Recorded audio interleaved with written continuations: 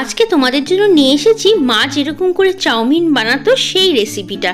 চলো তাহলে ঝটপট করে রান্না করে দেখে নাও। প্রথমে আমি দিয়ে দিলাম কিছু বাদাম। হোয়াইট অয়েলে করছি রান্নাটা। বাদামটা কিন্তু মারা সবসময়ই আগে দিত। যে তেলটা ছিল তার মধ্যে দিয়ে দিলাম রসুন আর আদা কুচি। এবার এর মধ্যে দিয়ে দিচ্ছি আলু। আলু দিয়ে চাউমিন খেতে কিন্তু অপূর্ব লাগে। সেটা হয়তো আমার মতো অনেক বাড়িতেই তোমরা এরকম এখনও খেয়ে থাকো। তার সাথে দিয়ে দিলাম কিছুটা গাজর ছিল, সেই গাজরটা। আর ভেজিটেবলস যা যা আছে সেগুলো কিন্তু সম্পূর্ণ তোমাদের চয়েস।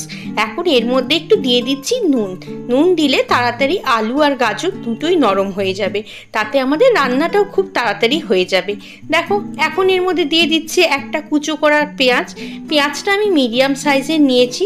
সমস্ত ভেজিটেবলস কিন্তু খুব বেশি ভাজবো না, একটু ক্রাঞ্চি ভাব থাকবে। ঝালের জন্য দিয়ে দিলাম দুটো কোচানো কাঁচা লঙ্কা। কাঁচা লঙ্কাটা কিন্তু যার যার ব্যক্তিগত চয়েস, যে যতটা ঝাল খাবে সেই অনুযায়ী দিও।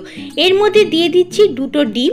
আমি কিন্তু কোনোভাবেই আগে ডিমগুলোকে ভেজে তুলে রাখিনি, একবারে সবজির সাথেই দিয়ে দিলাম। এইভাবে করেই সুন্দর ডিমের ভুর্জি তৈরি হয়ে যাবে।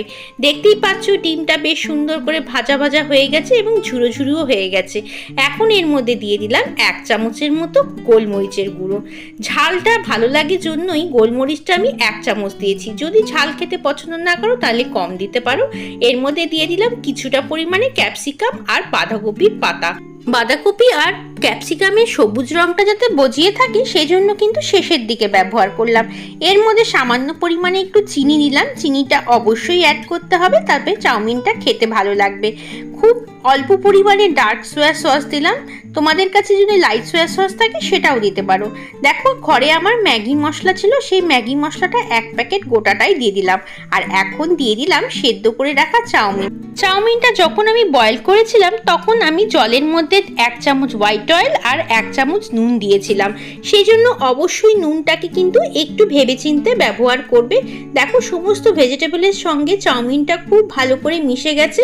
এখন এর মধ্যে অ্যাড করার কিচ্ছু নেই, শুধু এটাকে কিছুক্ষণ ভাজার পালা।